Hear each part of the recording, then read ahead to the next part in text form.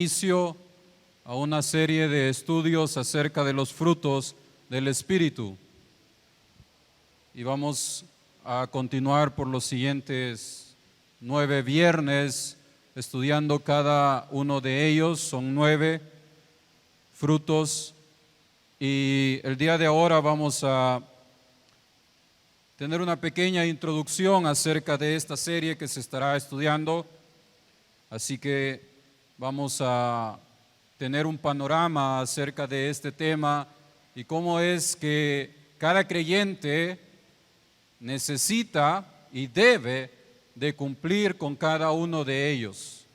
No es un tema en el cual tú vas a escuchar acerca de un fruto y vas a decir, bueno, creo que ese es con el que más me identifico y ese es uno de los que yo poseo, por decirlo así. En realidad, cada uno de ellos tiene que estar presente en todo creyente.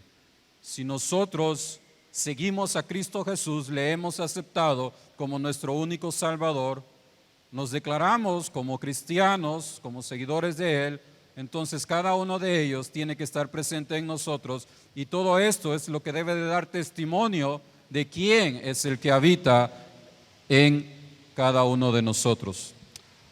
La lectura por la cual voy a estar esta noche haciendo referencia a los frutos del Espíritu es en Gálatas capítulo 5, versículo 22 y 23. Si puede ir ahí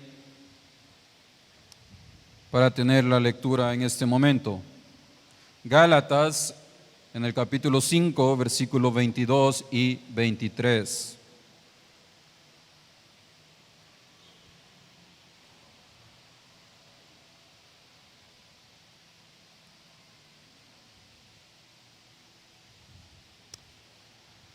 Podamos tener la lectura de la palabra del Señor de pie, por favor. Dice Gálatas capítulo 5, versículos 22 y 23. Mas el fruto del Espíritu es amor, gozo, paz, paciencia, benignidad, bondad, fe, mansedumbre, templanza. Contra tales cosas no hay ley. Incline su rostro, Padre. Tú has dispuesto, Señor, que cada uno de nosotros pueda dar evidencia y pueda dar un testimonio de nuestra fe, de en quién hemos creído, Padre, que ha sido en ti, en tu Hijo amado, Señor. Padre, que podamos entender esta noche y cada estudio pueda servirnos a cada uno de nosotros para comprender lo necesario es que nosotros podamos dar testimonio de ti, Señor, con nuestras acciones, con nuestro ejemplo, Padre. Ayúdanos, Señor, este momento a que tu palabra, Señor, pueda entrar a nuestros corazones, pueda desafiarnos, pueda enseñarnos, pueda poner ahí la semilla que necesitamos para ser mejores creyentes, Señor. En el nombre de Jesús, amén y amén. Puede tomar su asiento. Muchas gracias. Por ser el creyente morada del Espíritu, es necesario que en él puedan habitar cada uno de los frutos que acabamos de leer. El amor, gozo y paz, cada una de estas son virtudes que estas se manifiestan en la paciencia, la benignidad y la bondad hacia el prójimo.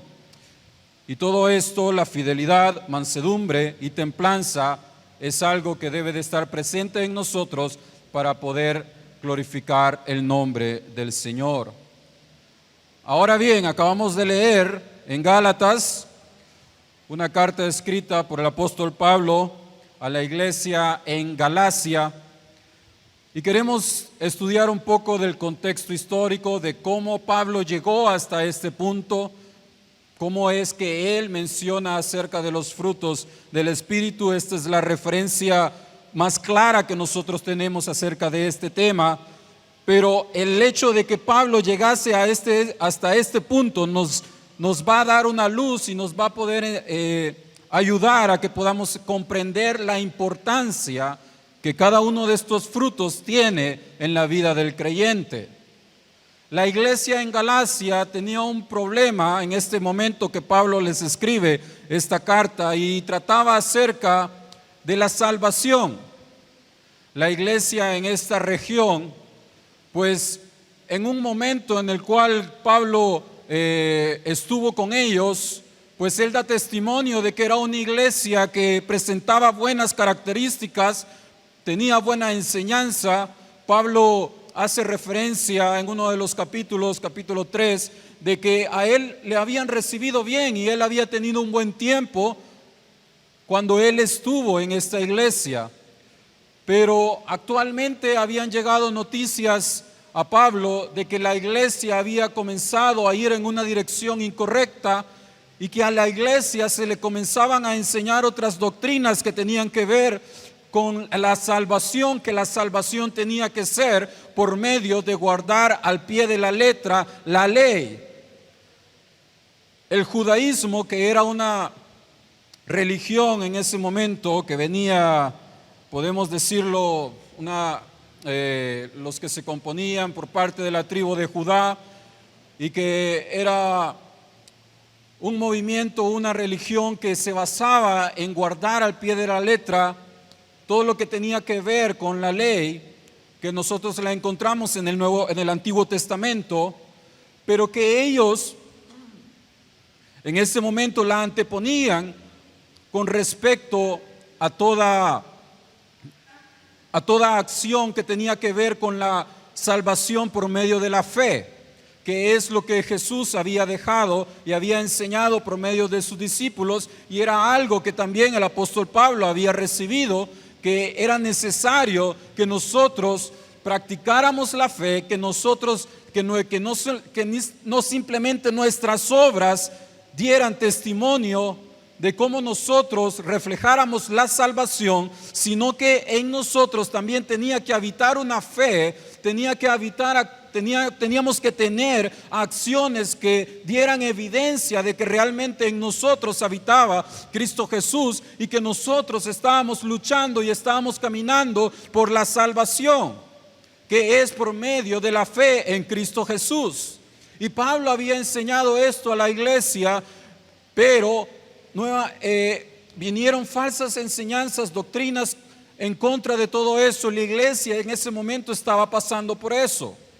Se les estaba diciendo que ellos tenían que guardar estrictamente los 10 mandamientos, y eso era lo único que bastaba para que ellos pudiesen obtener la salvación. Pero Pablo les hace énfasis a ellos de que era necesario también mostrar un ejemplo y un testimonio de que la fe también era importante para nuestra salvación.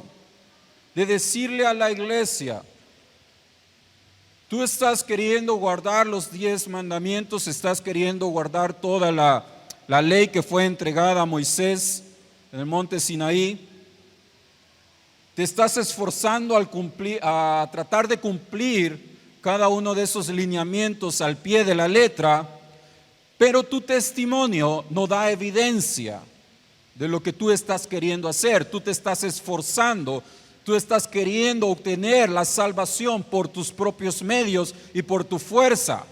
No estás dejando que la gracia del Espíritu Santo obre en tu vida. Entonces la iglesia estaba sumergida en todas estas enseñanzas incorrectas, y habían dejado de lado el buen testimonio, habían dejado de lado el presentarse recta e intachablemente delante de los demás, habían dejado de lado el amor incondicional hacia el prójimo, y se habían nada más sumergido en el legalismo, habían estado nada más queriendo cumplir ciertos lineamientos y decir que con eso basta. Entonces Pablo estaba luchando porque ellos entendiesen de que había algo más. En ningún momento él trataba de abolir la ley, porque Jesús no vino a abolir la ley, no vino a incumplir la ley, a decir que eso no era como debía de ser, sino que él vino a enseñar cómo debía de cumplirse, y que cuando se cumplía con el corazón, nosotros damos evidencias y testimonio de que la ley viene por el oír y que nuestras acciones en nuestro corazón reflejan de que Jesús es el que hace la obra, de que no solo es porque yo me esfuerzo, porque yo me presento de una manera, porque yo cumplo con estos requisitos, con estos lineamientos, que no simplemente por hacer todo ese tipo de cosas yo voy a obtener la salvación, sino que hay algo más. Y ahí es donde llega Pablo a este punto. Y antes de llegar a esto, él comienza a mencionar un montón de perversiones, de pecados, que muchas veces el creyente entra en cada uno de ellos. Antes de llegar a estos versículos, nosotros vemos en el 16 que Pablo hace una exhortación. En el versículo 16 dice: digo pues, andad en el Espíritu y no satisfagáis los deseos de la carne, porque el deseo de la carne es contra el Espíritu y el del Espíritu es contra la carne, y estos se oponen entre sí para que no hagáis lo que quisierais. Pero si sois guiados por el Espíritu, no estáis bajo la ley. Y manifiestas son las obras de la carne, que son adulterio, fornicación, inmundicia, lascivia, idolatría, hechicerías, enemistades, pleitos, celos, iras, contiendas, disensiones y herejías, envidias, homicidios, borracheras, orgías y cosas semejantes a estas, acerca de las cuales os amonesto, como ya os lo he dicho antes, que los que practican tales cosas no heredarán el reino de Dios. Pablo está amonestando a esta iglesia con todas estas acciones indebidas, y es porque ellos pensaban que podrían caer en alguna de estas pecados, acciones incorrectas que acabamos de leer, y con solo el hecho de, no, pero yo voy a seguir cumpliendo lo que la ley dice y con eso yo ya voy a estar bien. Entonces Pablo les habla que pensar de esa manera es incorrecta, que como cristianos, como creyentes, debemos de ir más allá, y es por eso que él comienza a mencionar cada uno de los frutos del Espíritu, y comienza con el amor.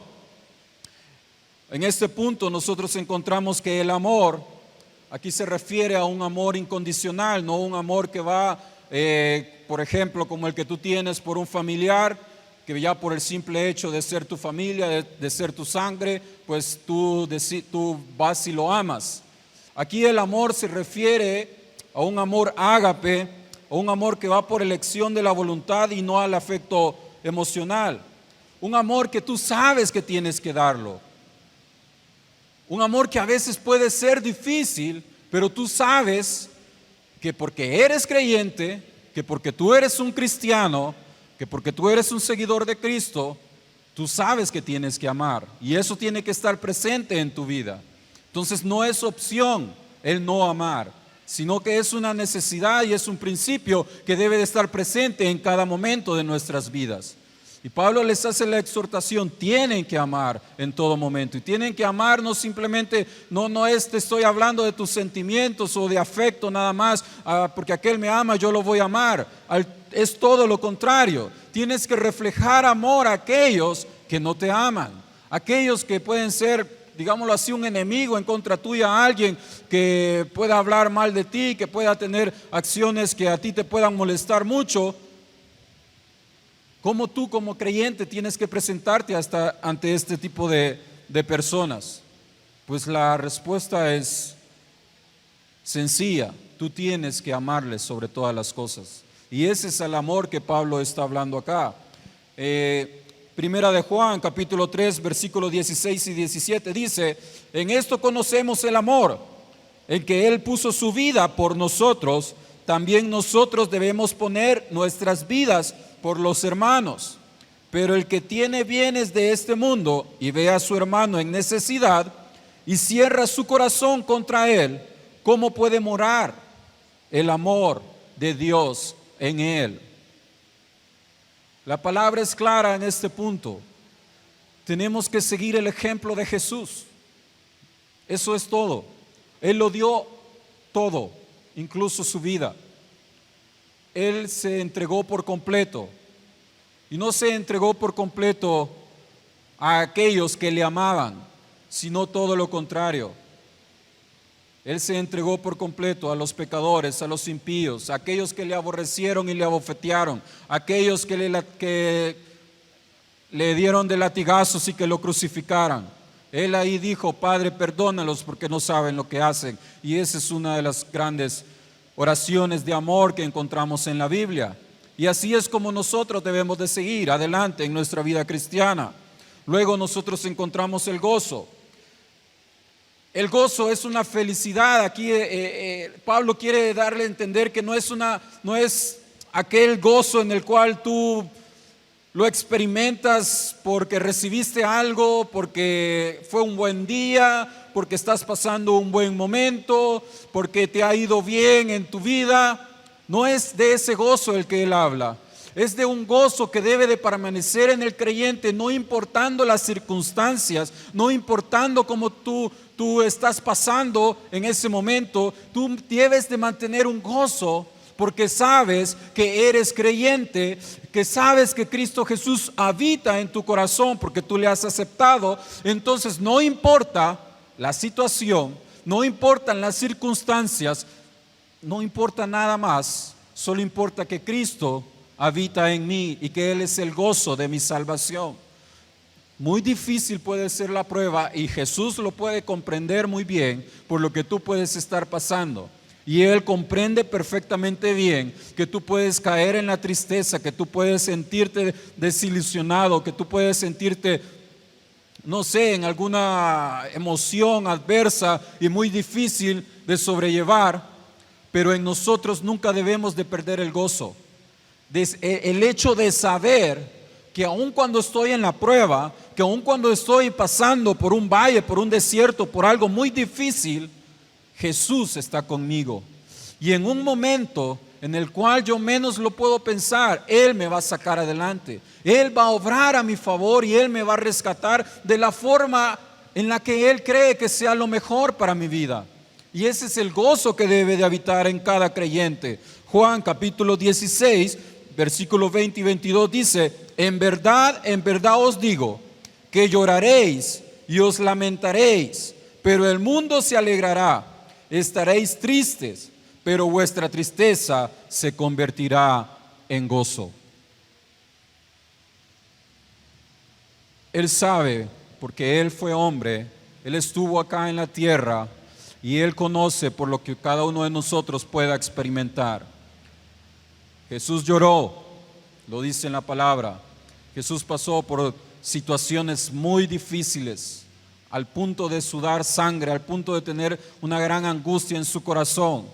Pero Él sabía cuál iba a ser el gozo. Él sabía que era necesario padecer, que era necesario experimentar todas esas situaciones difíciles, porque había un gozo más grande, y era el gozo que tú y yo recibiéramos la salvación que es por medio de Él, por su sangre preciosa. Ahí Él tenía ese gozo que le permitió seguir hasta el final. Tercer fruto mencionado: paz. La calma interior que viene como resultado de una confianza plena, una relación, una paz que viene acerca del saber que nuestra relación con Cristo Jesús nos da la salvación. Yo soy salvo. Este mundo está empeorando cada día. Literalmente está cambiando el entorno, la naturaleza. Mucho se habla del cambio climático y todo eso que está sucediendo. Lo estamos experimentando ahora actualmente. Para mí fue un día muy caluroso. Hoy estaba en mi casa y eran baños de sudor. Y yo sé que antes no era así. Y también hay una noticia acerca de un incendio muy grande que se está dando en el Amazonas, en el África. Son los recursos ambientales más grandes del mundo, y todo eso se está quemando, se está perdiendo. La naturaleza está cambiando de una manera increíble.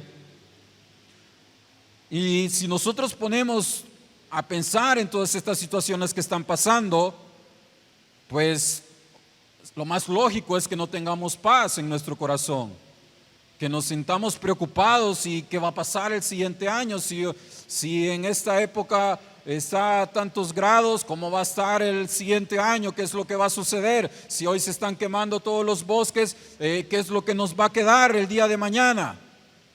Si la delincuencia está creciendo, si el trabajo se está acabando, si no tenemos los ingresos que deberíamos, que la canasta básica está más cara, si nosotros estamos inmersos en todas estas situaciones que están pasando a nuestro alrededor, es lógico que no tengamos paz.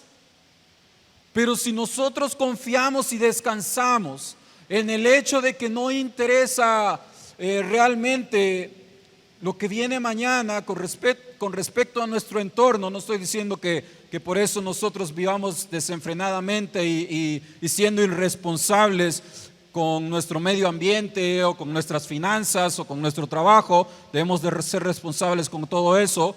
Pero si nosotros confiamos que si el día de mañana la situación va a estar peor y ya no se pueda vivir, tal vez literalmente, pues yo descanso en la salvación que tengo en Cristo Jesús.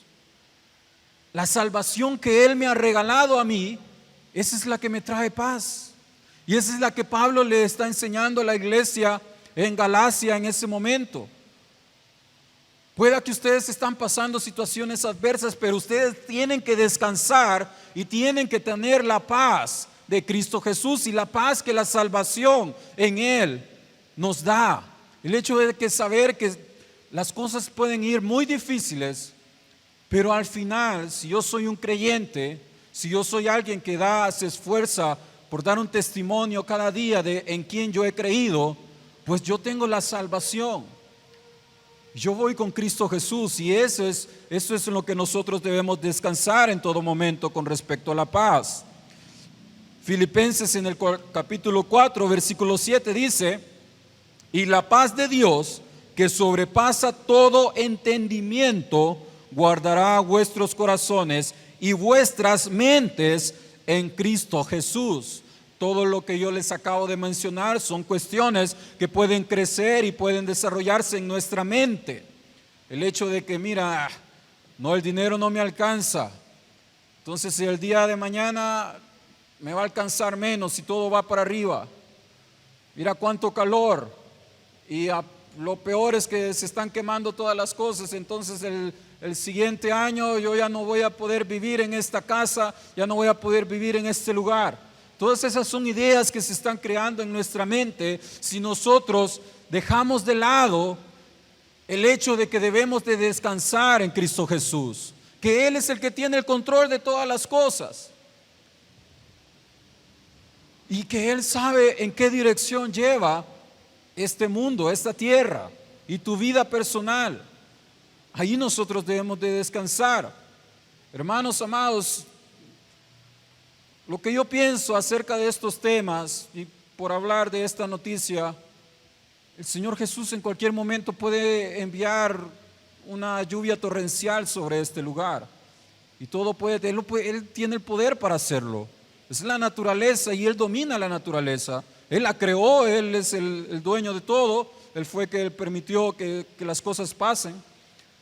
Entonces, sí, es una noticia triste, pero yo descanso en que Dios tiene el control de todas las cosas, en que Él quiere enseñarle algo a la humanidad por medio de estas situaciones, en que Él quiere manifestar su poder usando una situación muy crítica, porque si no pasaran estas cosas, entonces nadie se pone a pensar en que realmente la tierra tiene sus días contados. Y la única solución, el único camino es Jesús. Entonces el día de mañana nadie va a poder decir, no, es que yo no entendí las señales, si son claras. Si el que tiene el poder y la autoridad es Cristo, es Dios mismo sobre todas las cosas. El hombre no puede hacer absolutamente nada contra estas situaciones. ¿Podemos prevenir, podemos cuidar el medio ambiente? Claro que sí. Y no digo que entonces, démosle fuego a todos los matorrales, no, para nada. Debemos de cuidar lo que el Señor nos da. Pero ya si catástrofes como estas, si salen de nuestras manos, dejémoslo en las manos de Cristo Jesús, dejémoslas en las manos de Dios. Él sabe perfectamente bien lo que puede hacer y lo que no, para que el hombre entienda quién es el único que tiene poder y autoridad. Juan capítulo 4 versículo 27, la paz os dejo, mi paz os doy. No os la doy como el mundo la da. No se turbe vuestro corazón ni tenga miedo. La paz, si no tenemos no tenés la paz que el hermano Alan te está dando ahora. Te estoy dando la paz que Cristo Jesús dejó en su palabra para su iglesia, para el creyente. Él estuvo acá en la tierra también, y cuando Él estuvo vio la situación y Él sabía el futuro y sabía hasta para dónde iba la humanidad y la tierra misma. Entonces por tal razón Él dejó su paz, no la de este mundo. Él hace una diferencia con respecto a la paz sobrenatural, a la paz divina, a la paz que viene de los cielos, con respecto a la paz que el mundo pueda ofrecer. Y Él a los creyentes, Él nos deja esta lección de decirnos: descansen en mi paz. Este país firmó acuerdos de paz en el 92 y no vivimos en paz. No fueron los acuerdos que este país, los acuerdos de paz que este país se merecía. Fueron acuerdos que nada más beneficiaron a las partes que estaban en conflicto en ese momento, pero en realidad no beneficiaron al pueblo que estaba sufriendo. Y es por esa razón que estamos en la condición en la que estamos actualmente. Porque no era la paz, esa es la única paz que el hombre puede ofrecer. Pero la paz de Dios es muy diferente.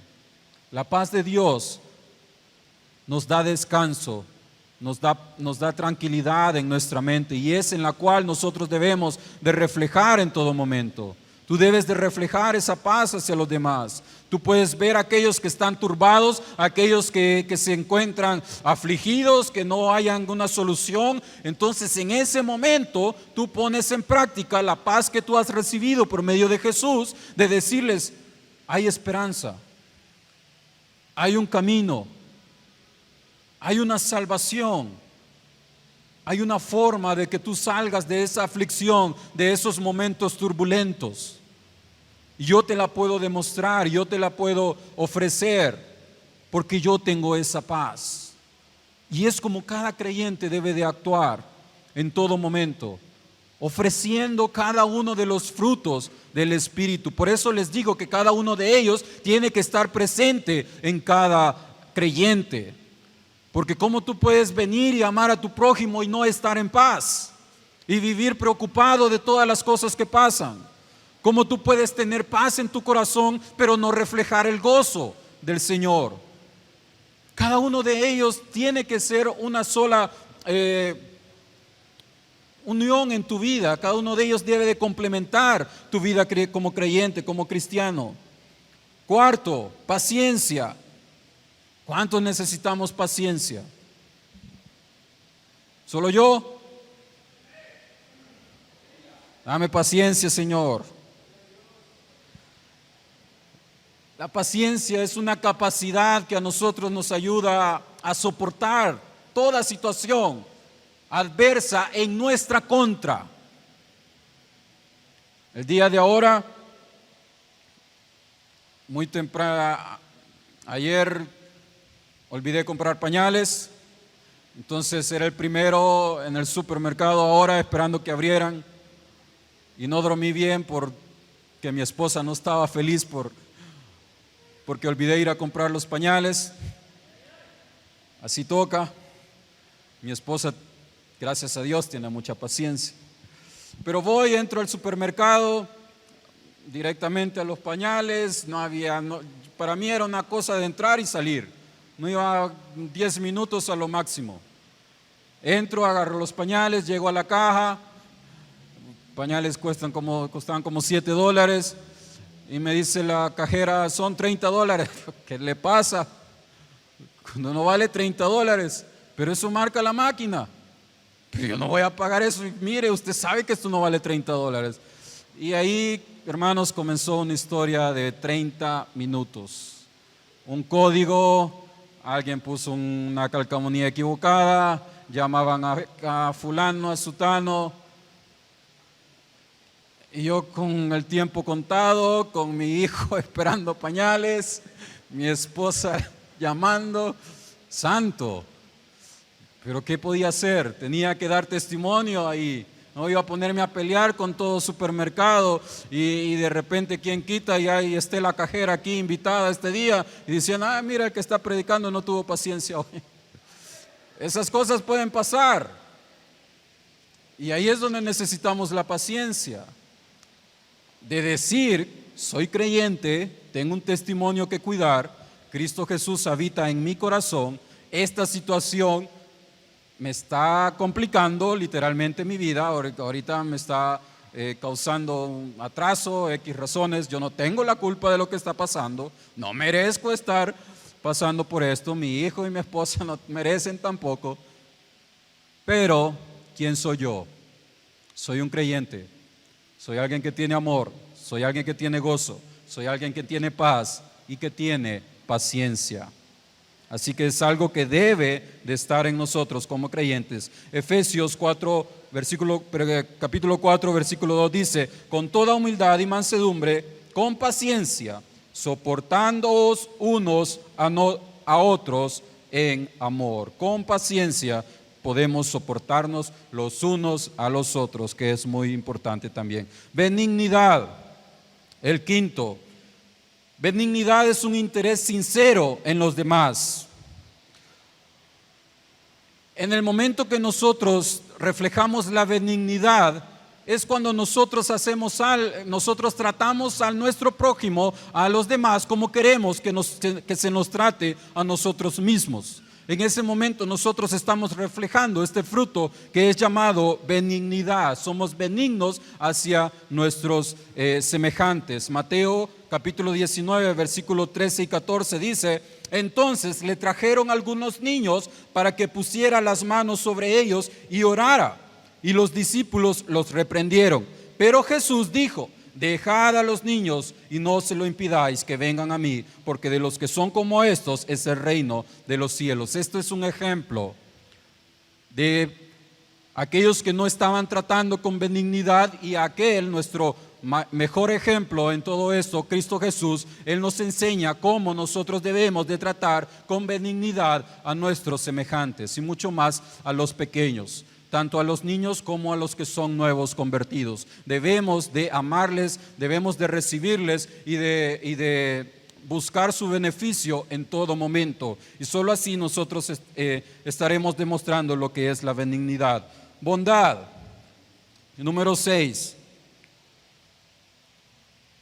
No podemos ser creyentes sin bondad. En todo momento nosotros debemos de demostrar bondad. Y es una excelencia moral y espiritual que refleja la bondad. Mateo en el capítulo 5, versículo 15 y 16, ni se encienda una lámpara y se pone debajo de un almud, sino sobre el candelero y alumbra a todos los que están en la casa. Así brille vuestra luz delante de los hombres, para que vean vuestras buenas acciones y glorifican a vuestro Padre que está en los cielos. ¿Qué quiere decir? Que cada uno de nosotros tiene luz. Cada uno de nosotros debe de reflejar la luz de Cristo Jesús, y la forma en la que eso será reflejado es por nuestra bondad, por nuestras buenas acciones, por nuestro buen comportamiento.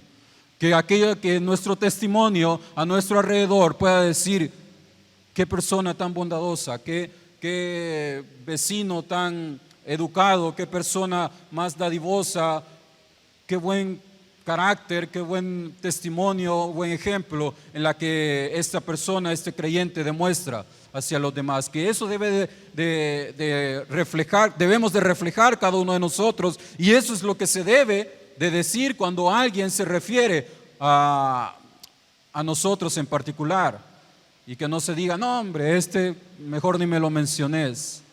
Espérate, yo te voy a decir esto y aquello y lo otro de él. No, si vieras lo que me hizo la semana pasada. Si mira esto y lo otro. Yo sé que también cualquiera puede inventar cosas, pero cuando las piedras suenan, cuando el río suena es porque algo trae, algo así va el dicho ese. Pero la cuestión es que cuando mucho se habla acerca de nosotros, muchas malas críticas se empiezan a oír es porque quizás alguna de ellas pues pueda ser verdad. Entonces en ese momento nosotros debemos de examinarnos y cambiar nuestra manera de vivir, porque entonces nos convertimos en una luz que no debe de brillar. No debemos de estar al frente, no estamos siendo lo que Él quiere que nosotros seamos, lo que Jesús desea, como Él desea que nosotros reflejemos su luz. Mansedumbre, esta es una actitud de humildad y amabilidad que se somete con paciencia. Debemos de ser mansos en todo momento. Santiago 1:21 dice: por lo cual, desechando toda inmundicia y todo resto de malicia, recibid con mansedumbre la palabra implantada, que es poderosa para salvar vuestras almas. Mansos y humildes es algo que debemos de reflejar en todo momento, de siempre estar dispuestos a aprender, siempre estar dispuestos a saber cómo cómo ser mejores creyentes, cómo, aún por más críticas que podamos recibir, de decir, bueno, quizás algo está pasando en mí, ¿cómo puedo cambiar? ¿Cómo puedo ser mejor? Ese es un buen ejemplo de ser creyentes que demuestran mansedumbre. El recibir enseñanza, el decir, no, es que yo, ¿cómo me va a venir a enseñar a él si mira yo quién soy? ¿Cómo yo voy a aprender de este si hombre, yo he estudiado, yo sé esto, yo sé lo otro? No, en todo momento nosotros debemos de reflejar una actitud humilde y decir que puedo aprender de este estudio, de esta persona, de esta situación en la que puedo estar atravesando. Siempre hay un aprendizaje en todo lo que nosotros pasamos el día a día. A veces hasta son aprendizajes que nos pueden ayudar para evitar situaciones adversas o aprender a cómo llevar diferentes situaciones. No lo sé. Cada día en tu propia vida, en tu propio día a día que el Señor te regala, Él siempre va a poner situaciones para que tú aprendas. Él siempre va a estar enseñándote que tú seas un mejor cristiano, que tú seas un mejor creyente. Y la mansedumbre te va a ayudar a que tú recibas toda la enseñanza que Él pueda darte. Fe, que también puede traducirse como la fidelidad, y esto se refiere a conducirse como una persona leal y digna de confianza. Y un creyente en todo momento tiene que ser alguien digno de confianza, alguien leal, que se diga, él es cristiano, ok, puedo confiar en él. Él es fiel, él tiene que ser fiel a Dios, él tiene que ser fiel a la palabra, entonces yo puedo confiar en él. Que se diga antes, no sé antes, ahora también, pero yo conocía personas que tenían empresas y tenían esa costumbre de tener creyentes, de tener personas cristianas en sus empresas. ¿Por qué? Porque confiaban, porque esperaban que así como ellos tienen que ser leales a la palabra, al Señor, también tendrían que ser leales en su trabajo y en su día a día. Y así es como debe de ser. Yo sé que muchas veces hay quienes manchan ese testimonio, pero nosotros en todo momento debemos de reflejar fidelidad y lealtad en nuestra vida. Apocalipsis capítulo 2, versículo 10 dice: no temas lo que está por sufrir. He aquí, el diablo echará a algunos de vosotros en la cárcel para que seáis probados y tendréis tribulación por 10 días. Sé fiel hasta la muerte y yo te daré la corona de la vida. Eso es lo que ganamos con la lealtad. Eso es lo que ganamos con la fidelidad, la corona de la vida. El que Dios nos ponga en su presencia, el que Él nos dé la recompensa de parte que Él nos ha prometido a nosotros. Así que debemos de tenerlo en todo momento. Y por último, templanza, también conocido como dominio propio. Y esto se refiere a que como creyentes sabemos lo que podemos y lo que no podemos hacer. La palabra es clara. Muchas veces tratamos de encontrar un versículo que diga exactamente no hagas esto. Pero el Espíritu Santo es el que mora en nosotros, y aun cuando no puede estar claramente como tú lo quieres, pero el Espíritu Santo siempre va a estar enseñándote, siempre va a estar advirtiéndote cuáles son las acciones correctas e incorrectas que como creyente tú realizas en todo momento. No, es que en la Biblia no dice exactamente esto, entonces yo lo voy a hacer. ¿Qué dice el Espíritu Santo cuando tú haces eso? Contéstate. Ahí, porque yo lo conozco muy bien, yo sé eso. En la juventud uno es con lo que más lucha. Cuando uno es joven y está batallando con la vida cristiana, está batallando por mantenerse fiel en la iglesia, comienza a luchar con las tentaciones, con las pasiones, con los deseos que como joven vienen. Entonces tú tienes que mantenerte firme en eso, porque el Espíritu Santo te hace saber, porque entonces tú no tienes paz después de cometer alguna acción que realizaste y sabías que no lo tenías que hacer. La templanza, cuando tú manifiestas templanza, dominio propio, es cuando tú te mantienes, tú dices, no voy a caer en esto no es bueno para mí, para mi vida espiritual, yo lo desecho por completo. Ahí tú estás dando un ejemplo de dominio propio en tu vida. 1 Corintios 9:25 dice, y todo el que compite en los juegos se abstiene de todo. Ellos lo hacen para recibir una corona corruptible, pero nosotros una incorruptible.